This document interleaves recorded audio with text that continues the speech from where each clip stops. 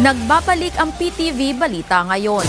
Epektibo na simula bukas ang 4-day on-site work arrangement alinsunod sa inilabas si Pangulong Ferdinand R. Marcos Jr. na Memorandum Order No. 114 Series of 2025.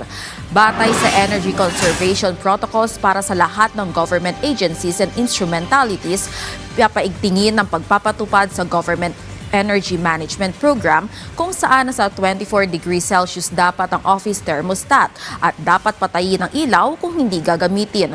Nirerekomenda rin ang virtual meetings, paglimita sa office travel at fit and fuel efficiency.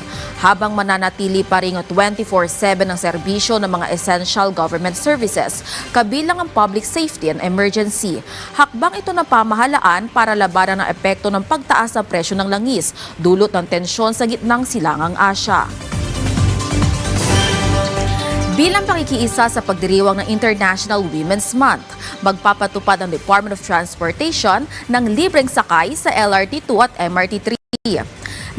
Libre ang sakay para sa mga kababaihan ang handog ng LRT Line 2 alas 7 hanggang alas 9 ng umaga at alas 5 hanggang alas 7 ng gabi ngayong araw.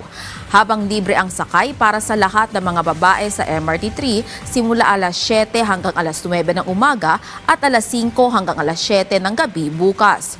Ayon kay LRTA Administrator Hernando Cabrera, ang inisyatibong ito ay sumisimbolo sa patuloy na suporta sa kababaihan at pagkilala sa kanilang mahahalagang papel sa paghubog at maunlad na makatarungang lipunan.